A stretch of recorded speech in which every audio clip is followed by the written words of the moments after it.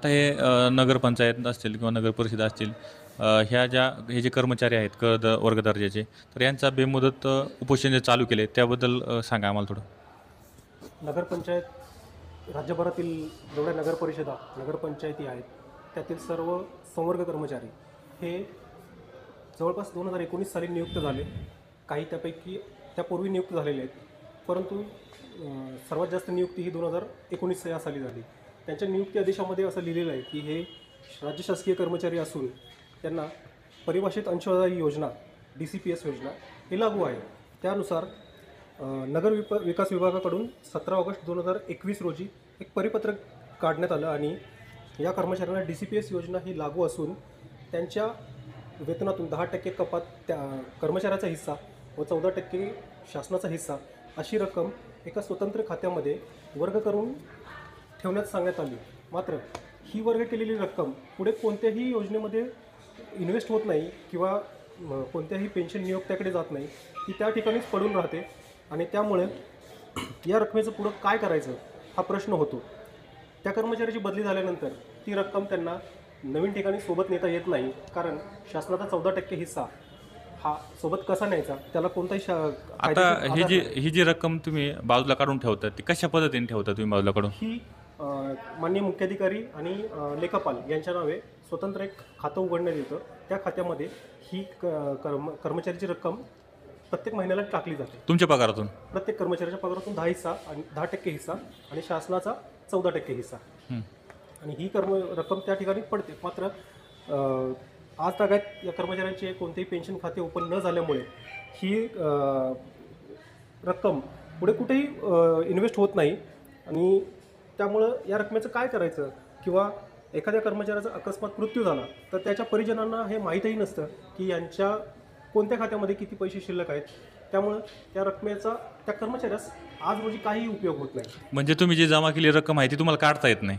हो, जमा केलेली रक्कम आम्हाला वापरता येत नाही कुठल्याच. आणि आमची अशी अपेक्षा आहे की आमच्या नावाचे पेन्शन खाते ओपन व्हावे आणि ती रक्कम त्याच्यामध्ये गुंतवावी, जेणेकरून सरकारला सुद्धा ही रक्कम पुढच्या 25 वर्षासाठी तशीच राहणार असल्याने शासनाला ही रक्कम विविध विकास कामासाठी वापरता येते. मात्र आज रोजी ही रक्कम कोणाच्याच उपयोगात येत नाही.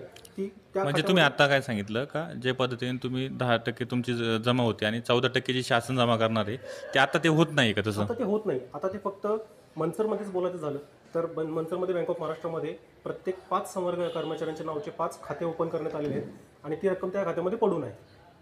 त्यात शासन त्यात 14% जमा करणं त्याचं कसं? शासन जमा होतो, 14% जमा होतो हिस्सा, परंतु पेन्शन खात्यामध्ये जर ती पण गुंतवली गेली असती तर ही दीर्घकाळासाठी ब्लॉक होते आणि ती शासनाला पुन्हा विकास कामासाठी वापरण्यास उपलब्ध होते. मात्र आज मनसरमध्येच ती रक्कम पडून आहे किंवा यापूर्वी मी ज्या ठिकाणी नोकरीला होतो ती रक्कम तिथंच पडून आहे. मला ती तिथूनही इथं आणता येत नाही, कारण शासनाच्या 14% हिश्श्याला काही आधार नाही. मला तो चेक आहे तो कोणत्या नावाने बनेल आणि तो इथं कसा ट्रान्सफर करायचा याविषयी शासनाच्या सूचना नाहीत. त्यामुळे ती रक्कम मला तिथून आणताही येत नाही. ठीक आहे. आता ती पेन्शनमध्ये वर्गही होत नाही आहे आणि ती आता तुम्हाला काढता येत नाही. बरोबर. तुमची याबाबत अपेक्षा काय? आमची अशी विनंती आहे राज्य शासनाला की साधारणतः एका कर्मचाऱ्याला 28 वर्ष ते 30 वर्ष नोकरीची मिळतात. आज रोजी 5.5 वर्ष होऊन गेले. जर अजूनही आवाज उठवला नाही तर शासनाकडून आम्हाला कधी पेन्शन योजना लागू होईल याविषयी काही सांगता येत नाही. जर अजून 1.5 वर्ष गेले तर साधारणतः 7 वर्ष होतील आणि माझ्या नोकरीची 1/4 वर्ष विना पेन्शन सेवा होईल. या काळात जे नुकसान झालं व्याजाचं याचा काही अंदाज नाही आणि याची रक्कम कुठून मिळेल, याची परिपूर्ती कोण करेल याविषयी बरेचसे प्रश्न गंभीर होत जातील. तर राज्य शासनाला मी हात जोडून विनंती करतो की ज्या संवर्ग कर्मचाऱ्यांनी संप पुकारलेला आहे त्यांच्या मुख्य मागणीपैकी एक मागणी ही निवृत्ती वेतनाची आहे. तरी राज्य शासनाने त्या मागणीचा तात्काळ विचार करून या कर्मचाऱ्यांच्या पेन्शन खाते ओपन करण्यामध्ये ज्या काही अडचणी आहेत, वित्त विभागाकडून जे काही अभिप्राय आला आहे त्या वित्त विभागाच्या अभिप्रायास तात्काळ त्रुटीपूर्ती करावी आणि लवकरात लवकर पेन्शनचे खाते ओपन करण्यात यावीत, जेणेकरून आम्हाला आमच्या नोकरीच्या काळात प्रोटेक्शन मिळेल किंवा नोकरीच्या हमी मिळेल, भविष्याची हमी मिळेल आणि आम्ही भयमुक्त मनाने आणि भविष्याची चिंता न करता शांतचित्ताने आमचे कर्तव्य बजावून नागरिकांना अतिशय चांगल्या प्रकारे आम्ही सेवा पुरवू शकू. एकंदरीतच आता हे जे कपात केलेले पैसे आहेत हे तुमच्या पेन्शन योजनेमध्ये वर्ग करा असं तुमचं मागणी आहे एक तर अशी मागणी तुमची आहे. तर ती जर मागणी पूर्ण झालेली नाही तर तुम्ही संप किती दिवस चालू ठेवणार?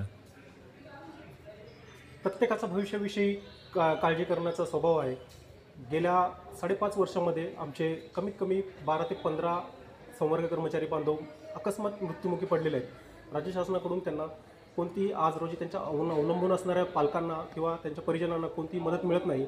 संवर्ग कर्मचाऱ्यांकडून 500, 1000 असे निधी गोळा करून त्यांच्या पालकांना पैसे दिले जातात. मात्र हे कधीपर्यंत चालणार? जर शासनाने आमच्या भवितव्याची हमी घेतली तर आम्ही हा संप तात्काळ मागे घेऊ.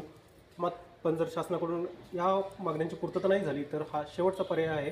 यापूर्वी अर्ज विनंत्याद्वारे प्रत्येक स्तरावरती विनंत्या करण्यात आलेल्या आहेत. जर शासनाने आमच्या मागण्यांशी सहानुभूती दाखवून चर्चा करण्याची तरतूद केली तर आम्ही संप पाठीमागे घेऊ. आणि तसे न झाल्यास दुर्दैवाने कर्मचाऱ्यांना देखील शेवटचा पर्याय म्हणून हा संप बेमुदतपणे चालू ठेवावा लागेल. मात्र याच्यात कुठेतरी नागरिकांची गैरसोय होते, आता त्याबद्दल काय सांगशाल? या ठिकाणच्या विविध स्थानिक लोकप्रतिनिधींच्या तर्फे आणि शहरातील विविध राजकीय पक्षांच्या राजकीय पक्षांच्या कार्यकर्त्यांतर्फे राज्य शासनाला विनंती केलेली आहे की कर्मचाऱ्यांचा मागण्याचा सहानुभूतीने आणि लवकरात लवकर विचार करावा, जेणेकरून शहरातील नागरिकांनाही अतिशय तात्काळ आणि नियमित सुविधा पुरवण्यात येतील आणि त्याची कोणती गैरसोय होणार नाही. कर्मचारी हे देखील या देशाचे नागरिक आहेत आणि या शहराचे रहिवासी आहेत. त्यांची गैरसोय होते, पर्यायानं कर्मचाऱ्यांची गैरसोय होतेच आहे.